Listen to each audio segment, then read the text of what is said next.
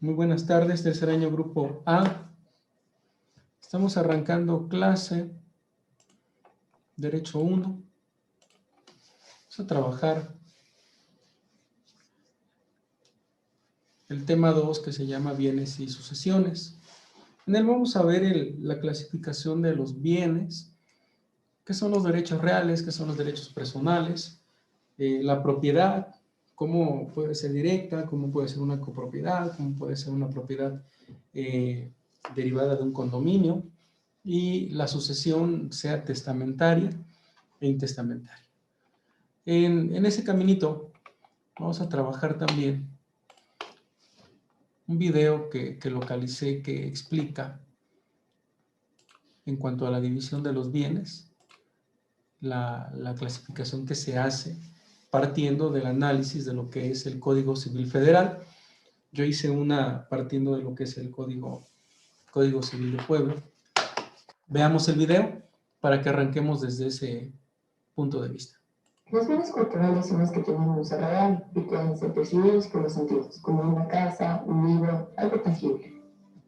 En el artículo 584 del Código Civil encontramos la división de las cosas corporales, ya sean bienes muebles o bienes inmuebles, que se desarrollarán a continuación.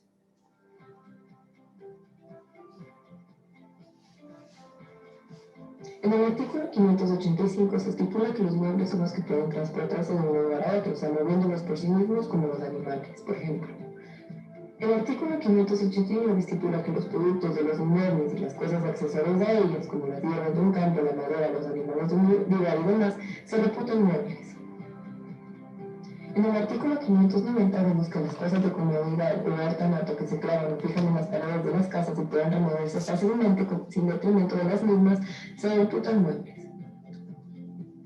Las cosas muebles se dividen en fungibles y no fungibles.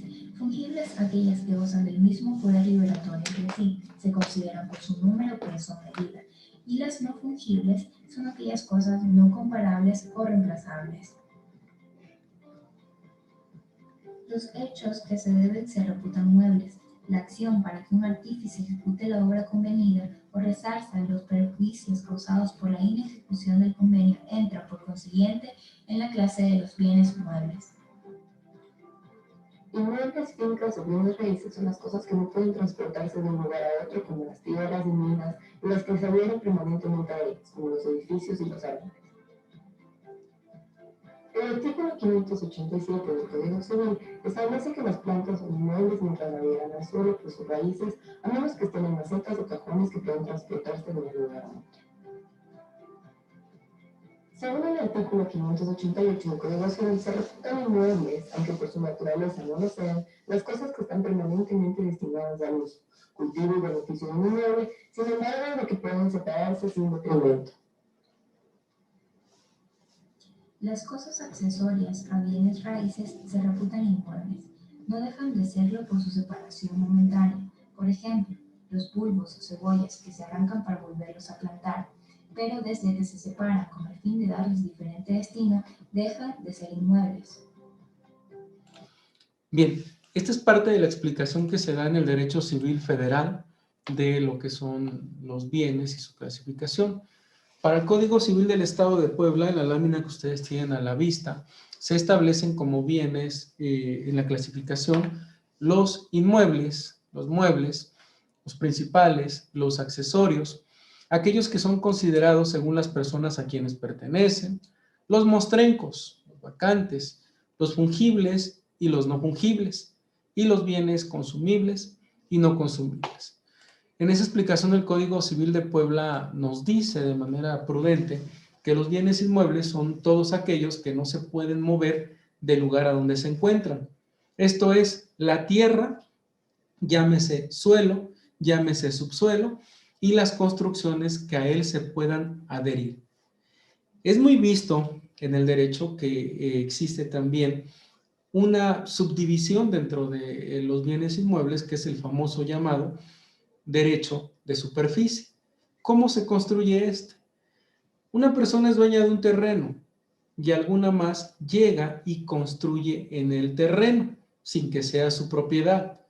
Lo pueden hacer los hijos en las casas de los papás, lo pueden hacer los yernos de los suegros, etcétera. En ese tipo de construcciones, o los sobrinos, o los primos, o los abuelos, o los papás de los hijos, cualquiera llega y construye en lo que no es de él y habita en ello. Un día viene una pelea, viene un lío en el que se separa la familia y la persona que construyó cree es dueña de esa propiedad. El derecho te dice que no. El derecho te dice que el dueño del bien inmueble es aquel que tiene la escritura del mismo. Si bien es cierto que la persona construyó en ese bien inmueble, también lo es que es dueño de la superficie, pero no del terreno, que esa es una situación diferente. Dos opciones hay. Una, que logren negociar y llegar a un arreglo donde él pues habite cierto tiempo en ese inmueble y al final de ese tiempo se lo entregue en pago de reparación del daño al propietario del terreno para efecto de que se repare ese daño por la construcción que se hizo. O dos, la destrucción de ese derecho de superficie, de esa construcción, para que se quede el terreno como está.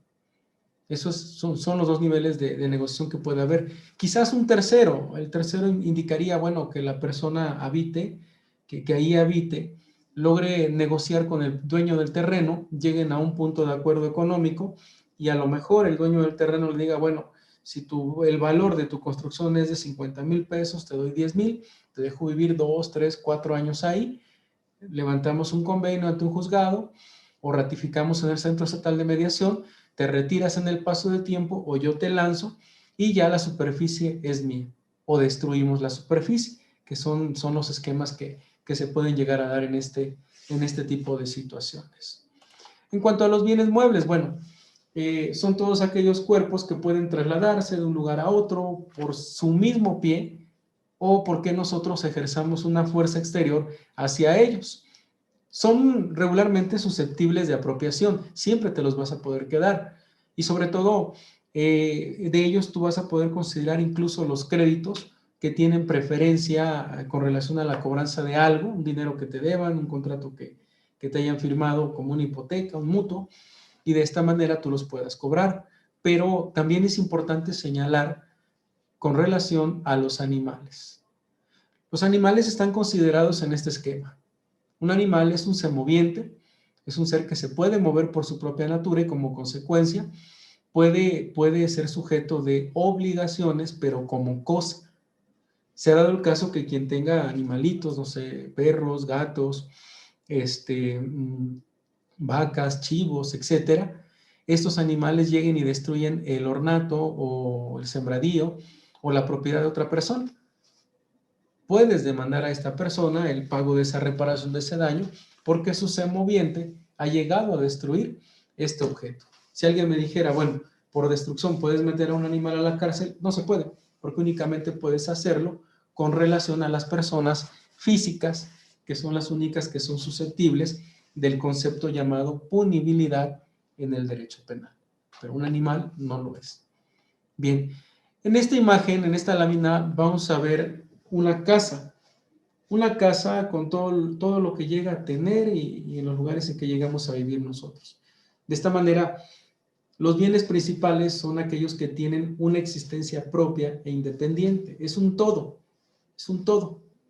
Ese bien principal tiene bienes accesorios. En la casa que tenemos a la vista, vamos a encontrar ventanas, puertas, cortinas, clavos, bisagras, chapas, llaves, todo eso es lo accesorio. Ciertamente sirve al bien principal, pero forma parte de un todo y está inserto dentro de ese todo. Eso es lo primero que tenemos que visualizar en los bienes principales y accesorios. En esta otra lámina surge un esquema muy complejo de la vida diaria de nosotros. Ese esquema complejo lo es cómo los bienes son considerados según a las personas que pertenecen de acuerdo a nuestra Constitución Política Federal. Y así tenemos que hay bienes que pertenecen al poder público, federal, estatal o municipal, y hay también bienes que pertenecen, que son propiedad de los particulares, llámese persona física o persona jurídica o persona social. En esa tesitura, El artículo 27 de la propia Constitución Política de los Estados Unidos Mexicanos nos dice quiénes son los bienes públicos o cuáles son, y sobre todo el artículo 115 de la Constitución en materia de ayuntamientos también te explica cuáles son las áreas públicas que tenemos nosotros en todos los municipios del país. Y en cuanto a los particulares, bueno, nos considera la propiedad privada como un esquema básico de vida en cada uno de nosotros como un derecho que tenemos, pero limitado a que el bien inmueble que tengamos nosotros, el bien raíz, no sea sujeto de una expropiación por causa de utilidad pública. Y los bienes que derivan también inmuebles, bueno, ahí tenemos en ellos, tenemos a los ejidos o a las áreas comunales de los ejidos como parte importante. ¿Por qué explicar en este sentido?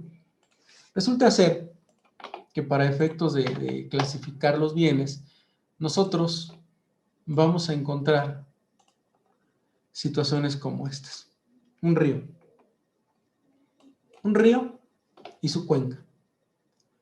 La ley general, la ley de aguas, te dice que tú no puedes construir 10 metros de lo que es la cuenca o ribera del río, más bien dicho ribera del río, hacia la cercanía que tienes con él. Si nos ponemos a ver, este ejemplo lo encontré allá por atrás de lo que es el parque ecológico. Fue accidental, lo descubrí con tercero B, tercero C, lo explicaba ya en el B también hace una hora. Y bueno, si nosotros midiéramos de acá hacia acá, hay en promedio 2, 4 metros, cuando mucho, porque aquí caben cuando mucho 3 carros. La ribera del río es esta, y 1 metro que tiene para paso peatonal. 4 metros no es suficiente, tendría por lo menos que construirse de aquí hacia adelante, o sea, de donde empieza el portón negro hacia allá, no esto, porque esto forma parte de la ribera del río en cómo vaya el río, como el río vaya caminando, como vaya circulando su naturaleza. Lo mismo ocurre de aquí hacia acá, deben de ser 4 metros cuando mucho, más 1 metro acá, 1 metro más allá. Estos dos son áreas peatonales que no se cuentan, habemos 4. Esta propiedad tendría que estar desplazada más o menos hasta donde están estos ladrillos. Pero nosotros, vean lo que hacemos. En la propia ribera del río construimos casas, ampliamos nuestras propiedades, sin contar con la naturaleza. Esta es una propiedad que encontramos, ya la criticamos por cierto, en la que en promedio hay de acá hacia acá de 8 a 10 metros. Y el fondo que tiene, pues es esta camioneta con ese carro rojo que está allá. Promedio son 3, son como 8 metros. Aquí debe de haber como 64 o quizás 80 metros cuadrados que no le pertenecen a este particular, sino que es parte de la ribera del río, que es una propiedad de tipo federal. Y esto lo vemos en toda la cuenca de todos los ríos. Debiera, en todo caso, estar resguardado hasta acá, para que el río tenga su propio cauce, su propio camino. Y lo mismo pasa con esta propiedad. La propiedad que está aquí una edificada en lo que es el asiento de la ribera del río y que la ley de aguas nacionales no permite que nosotros hagamos esto. Pero no solamente pasa en las cuencas de los ríos. Yo comentaba con sus compañeros que también buscando lo que es la vía del tren, precisamente sobre la continuación de lo que es manantiales y toda esta área de la cuenca del río, llegamos al cruce ferroviario. Y aquí en el cruce de lo que es ferrocarriles, encontramos situaciones de este tipo. Encontramos nosotros que las personas construimos, me salgo de acá tantito, las personas construimos donde no debemos y al hacerlo podemos llegar a enfrentar toda una problemática en materia de salud y en materia de lo que no debemos hacer, pero regularmente lo hacemos. Déjenme ubicar bien el área. Bien. Es algo que, por ejemplo, lo que voy a citar es un ejemplo claro de cómo está la situación. Déjenme ver, Villa Frontera. Quiero ubicar el lugar. Hospital Puebla, Reforma Agua Azul, no. Barrio Calvario, San Matías, ya me pasé. Momoxpan, Manantiales, ok, voy cerca. Forjadores, Cruz del Sur. Aquí está. Ese es un ejemplo que encontré y que nos explica de lo que hacemos los seres humanos. También la ley ferroviaria nos marca una situación. Nos marca el sentido de que nosotros no podemos construir en las áreas en que se encuentra inserto el sistema ferroviario. La ley ferroviaria en el país te dice el esquema de cobertura que tú debes de tener y precisamente aquí en esta diagonal, en esta calle que encontramos, la ley ferroviaria le concede el derecho de paso a la vía del tren y te dice que no puedes construir a partir del durmiente que tiene la vía del tren, a partir de este durmiente de concreto, hacia el fondo, en promedio de 50 a 100 metros, porque un tren descarrilado puede desplazarse de tal manera en que puede dañar, puede salirse y meterse en una propiedad. Y en esta propiedad estamos viendo que cuando mucho son 2, 4, 6 metros, no contada la callecita. Lo mismo pasa con esta otra calle, pero lo más grave, accidentalmente lo encontramos aquí con sus compañeros. Aquí viene el doble contexto. Aquí estamos en una vía del tren en la que este propietario de este inmueble, violando una ley ferroviaria y una ley de aguas, construye esta barra. En un descarrilamiento del tren se lleva todo esto, porque el descarrilamiento puede empezar desde acá. Como son muchos furgones, golpean esto, pueden venir en diagonal y dañar todo esto de la propiedad. Pero no es lo único. Aquí construyeron y taparon la vía del tren. Alguien me dirá, profe, pero es que es para darles un servicio. Sí, pero la propia norma marca que la vía del tren, para efectos de subir, cargar o descargar con los furgones o los tanques, los autotanques, debe de haber, digamos, accesos como este. Y vean aquí lo grave, jóvenes. Vean lo grave de esto. Imaginen un descarrilamiento de un tren desde por acá. Que golpee un carro, que salga y que 20, 30 furgones con 2 locomotoras vengan a tropezarse con esto. Aquí habría un desastre. Esto no debe de ser. Pero bueno, vamos a ponerle la cereza al pastel. Hablaba yo de las aguas nacionales. Aquí no hay 10 metros, cuando mucho hay 2 metros. Esta propiedad está invadiendo más o menos como 4 metros más del árbol hacia atrás. Está invadiendo terrenos federales. Terrenos que pertenecen a la federación porque es aguas nacionales. Terrenos que pertenecen a Ferrocarriles Nacionales de México. En particular, a mí me habían intentado contratar para llevar asuntos en esta zona donde habían vendido con minutas. Mucho cuidado.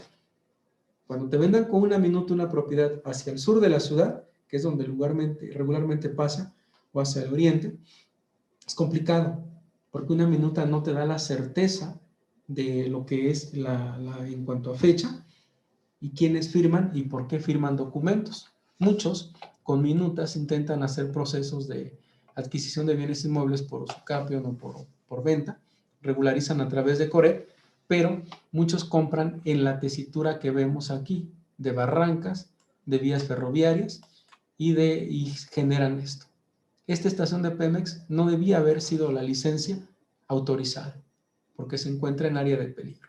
Vean ustedes la Y que forma la vía del tren, y vean la barranca donde se encuentra. Son esquemas que vivimos, pero como yo decía, vamos a ponerle la cereza al pastel.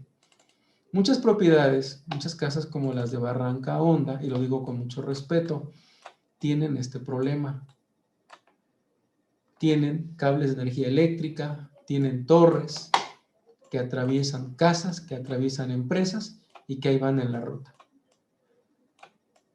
Se adquirieron hace mucho tiempo, cuando se podían hacer cosas que no se debían, porque la ley ya es muy vieja y previno todo ese tipo de cosas. La ley de urbanización te dice que tú no puedes construir donde haya ductos, sea de gas, sean de gasolina, sean de petróleo, sean de diésel, donde haya un esquema de construcción de servicios de energía eléctrica, como el que estamos viendo, especialmente estas torres y estos cables de alta tensión. ¿Cuál es el motivo? La vida humana está expuesta en un 100%. Quien tenga casas aquí va a estar viviendo la estática y va a estar viviendo un zumbido muy fuerte que rebasa los 60, los 80 decibeles que soporta el oído. Es un zumbido muy constante. Y este sonido lo he apreciado incluso en San Aparicio, pasando el Infonavit. Ahí está un área que exactamente conecta con lo que es Barranca Honda.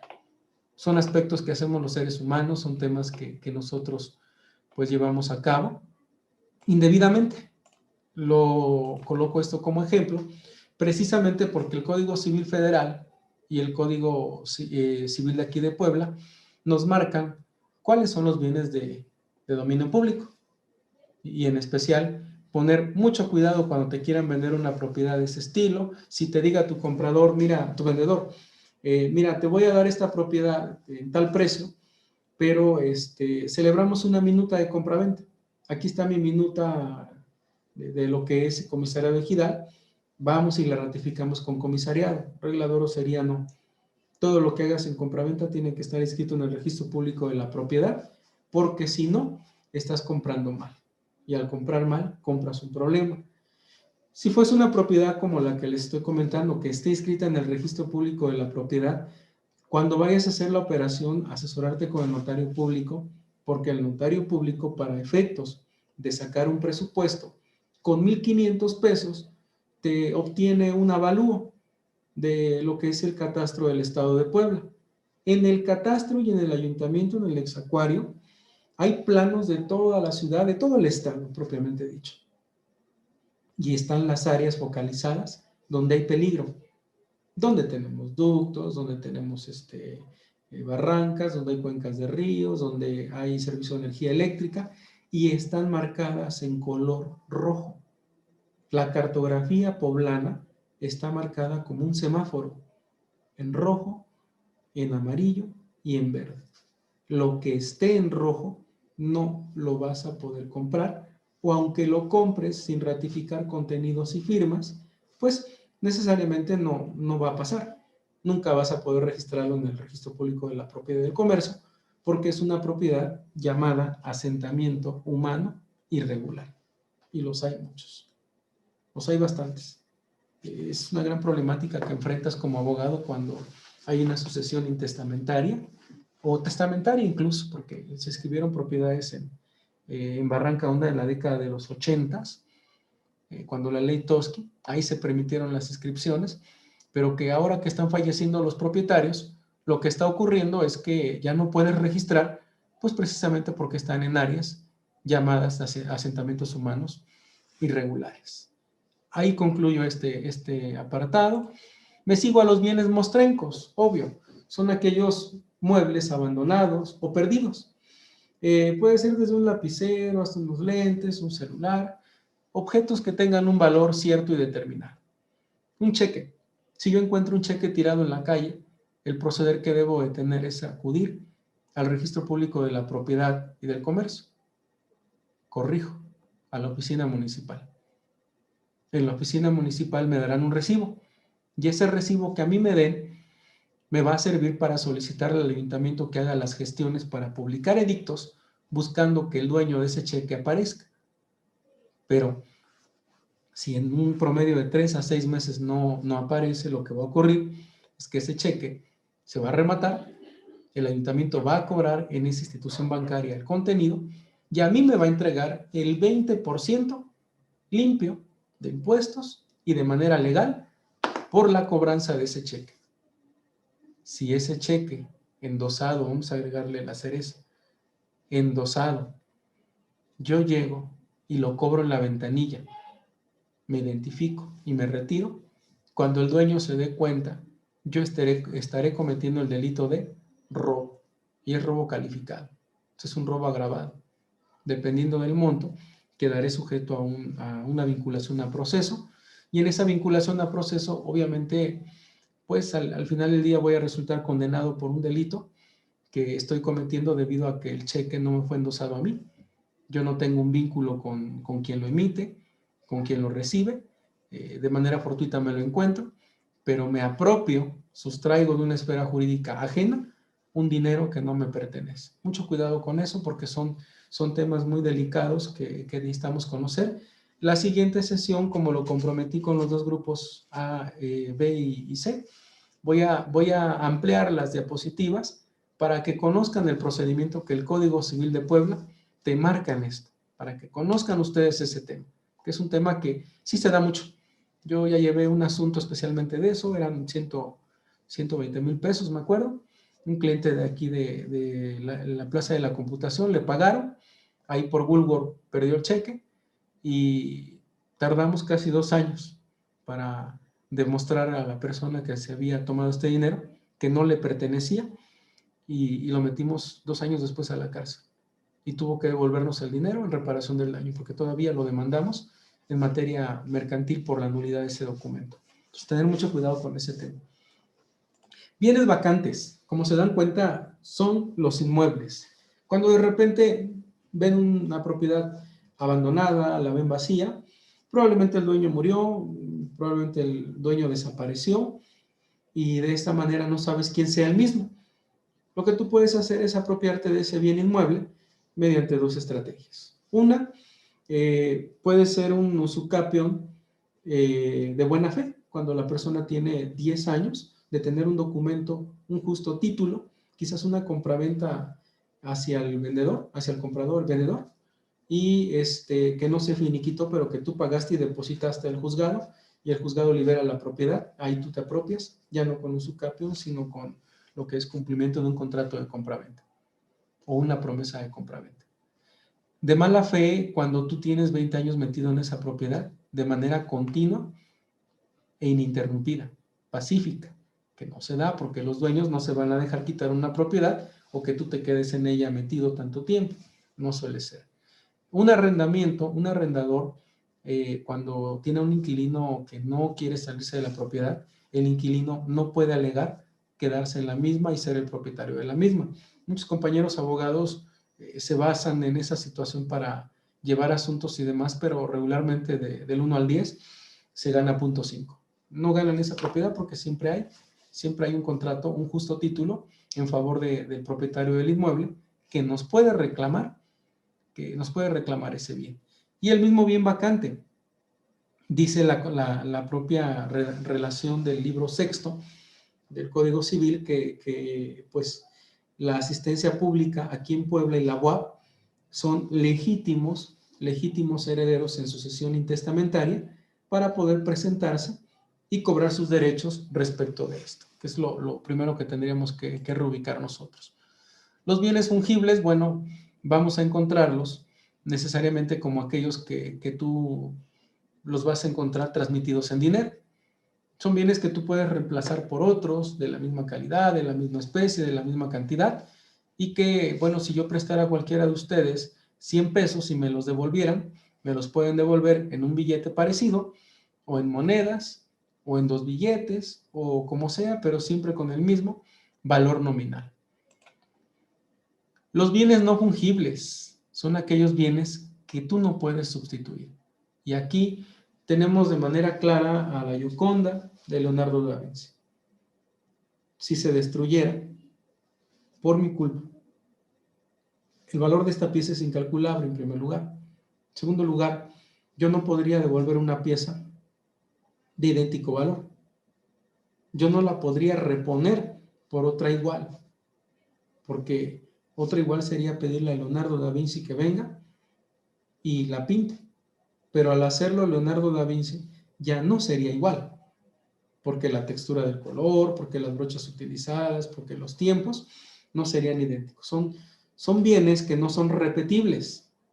sea porque se hicieron en una época, porque ya no hay los materiales, porque son obras inéditas, porque tienen una calidad, una cantidad y una especie que ya no son repetibles. Esos son los bienes no fungibles. Y bueno, por lo que hace a los bienes, los bienes consumibles, como ven en las imágenes, es todo aquello que nosotros compramos o adquirimos regularmente en un centro comercial y que se destruye o se consume al primer uso. Hay un principio en la física que nos dice que la naturaleza no se crea ni se destruye, simplemente cambia, se transforma.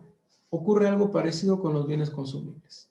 Son bienes que tienen una existencia y cambian su naturaleza y ya no los puedes repetir. Puedes, mediante una innovación o una compensación dar uno idéntico. Por ejemplo, si yo le destruyo a cualquiera de ustedes una caja de Choco Crispies como la que están viendo, mi deber es devolver otra caja de Choco Crispies con el idéntico peso, con el idéntico color, porque son situaciones que se producen en serie, que eso tiene el bien consumible. Regularmente se producen en serie, o sea, muchos, y que se extinguen cuando tú los estás consumiendo. Abajo de la lámina, los bienes no consumibles van a soportar el uso constante, prolongado, la rudeza tuya. Por eso vemos una oruga en materia de la construcción ahí, es un bien que ahí va a estar, que le vas a poder reponer discos o cadenas o bujías, etcétera, y que va a seguir siempre ahí. Y la ropa que usamos nosotros, la ropa que utilizamos, todo aquello que nos viste, regularmente es lo considerado como consumible. Cierre de clase, preguntar a uno de ustedes sobre lo que vimos en la sesión de hoy. Somos 5 participantes. Bien, Fátima Montes, ¿qué le gustó de esta clase?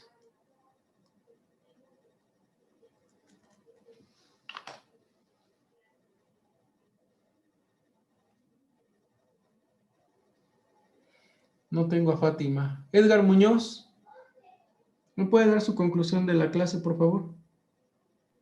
Así que al final tenemos bienes muebles y inmuebles, que unos, como ya lo dijo, son fungibles y no fungibles, que para empezar los inmuebles son los que no se mueven, me parece, que son como casas, y los muebles son los que sí se pueden mover, que son como objetos o animales. De ahí tenemos los fungibles, que son los que podemos reemplazarlos por otro de mismo valor. Y los no fungibles son los que no se puede reparar su daño. Y sobre lo que dijo de los cheques, que, que si tomamos algo que no es nuestro, lo podemos reportar legalmente y si en determinado tiempo... No que si tomamos, si nos encontramos un cheque. Porque bueno, sí, si no si tomamos algo que no es nuestro, es robo, ¿vale? Sí, bueno, si lo encontramos y lo reportamos hacia las autoridades correspondientes, y en un determinado tiempo la autoridad, digo, el propietario de ese bien no lo reporta, entonces puede darnos un 20% y lo demás se lo queda el gobierno. El ayuntamiento en este caso. Bien, veremos diapositivas en la sesión que viene. Voy a intentar hacer un videíto de este tema para que sea editable, sea conservado, porque el procedimiento sí me interesa mucho. Me interesa que lo conozcan porque yo he visto en internet que hay personas que han encontrado bienes vacantes. Por ejemplo, veía que, imagínese usted que compre una propiedad como esta y que adentro de ella haya 80 carros clásicos y que forman parte del mismo precio. ¿Qué pasaría? De hecho, voy a hacer una ampliación hacia los tesoros. ¿Qué ocurre si encuentra usted un tesoro? ¿O qué ocurre si usted escarbando en su casa encuentra un minicentro ceremonial con piezas importantes arqueológicas? ¿Qué harían ustedes? ¿Qué haría usted, Caterina? Tengo esa duda. ¿Qué haría usted? Gracias, Esther. Pues primero sí me sorprendería mucho porque a lo mejor se supone que cuando compras algo tienen que decirte dónde está establecido. Entonces sí se me haría sorprendente llegar y después encontrar un tesoro, pero pues obviamente si realmente muy, muy importante, pues se lo daría a las autoridades porque puede ser importante para el país o para alguna cultura. Yo le echaría tierra y ahí lo dejaría. ¿Se imagina usted? ¿Te van a quitar la propiedad? Porque Sí, si encuentra usted un centro ceremonial en su casa, quiere decir que todo esto es un diseño arquitectónico donde hubo una ciudad. Y lo que tiene que hacer el Estado en términos del artículo 27 de la Constitución y la Ley Nacional de Expropiaciones es expropiar la propiedad, darle el pago de su propiedad en base al monto catastral. Y sabe usted, Catherine, que nuestras propiedades regularmente tienen avalúos de cuando compramos, pero que se van actualizando por trimestre. ¿Nos conviene que se actualice? No nos conviene porque entonces el impuesto que pagamos a cada año predial sería más alto. Hay pérdida. Yo le echaría más tierrita, con respeto lo digo, es broma para que aprendan la clase. Y ahí lo dejaría, no me metería con ello. Si fuera un tesoro movible, o sea, un penacho, huesos, cosas así que se puedan extraer, bueno, esas sí las reportaría porque es mi deber hacerlo. Y de esta manera me quitaría una situación. Voy a hacerles 2 clips, uno de tesoros y otro de procedimiento para seguimiento de cheques. Los voy a pegar en el grupo, tengo que hacerlo de aquí al sábado o domingo, para que tengan identificados ustedes estos 2 conceptos, porque nos podemos tropezar con ellos. Aquí en la casa de ustedes, hagan de cuenta cuando compré normal y todo. Remodelé. Y al remodelar un departamento, me di cuenta que tenía, hagan de cuenta, un cuartito como el de los hermanos Cerdán, donde se encerró Aquiles. Y es aquí atrás de mi librerito que tengo, hacia arriba. Y yo me sorprendí, como dijo Catherine, ya la hice. Abrimos, hicimos el hoyo, pusimos alcohol con una estopa, aventó su poco de gas, porque eso gasifica, y era un cuarto oculto, pero no tenía nada. Y lo que hice fue cerrar. Vi que no hubiera nada, cerramos y se quedó igual. Y obviamente le dimos más fortaleza a la construcción para que el inmueble no tuviera detalles. Ya viví esa parte, pero no encontré nada. Sí, la sorpresa sí es mucha, hija, porque piensa uno de todo, ¿eh? Piensa uno de todo. Yo he tenido amigos que han escarbado hoyos y hoyos y han dañado sus propiedades pensando que van a encontrar monedas, que van a encontrar tesoros, y el problema es, ¿qué sigue? ¿Qué sigue si encuentras petróleo en tu propiedad? ¿Qué sigue si encuentras un diseño arquitectónico precolombino? ¿Qué vas a vivir en ello? Pocos siguen y conocen el procedimiento. Bien, les agradó la clase, igual a mí, muy agradecido a todos. Dios los bendiga y al ratito publico los videos. Tengan bonita tarde y almuercen y nos vemos al ratito con mis compañeros maestros. Hasta luego. hasta luego. Adiós.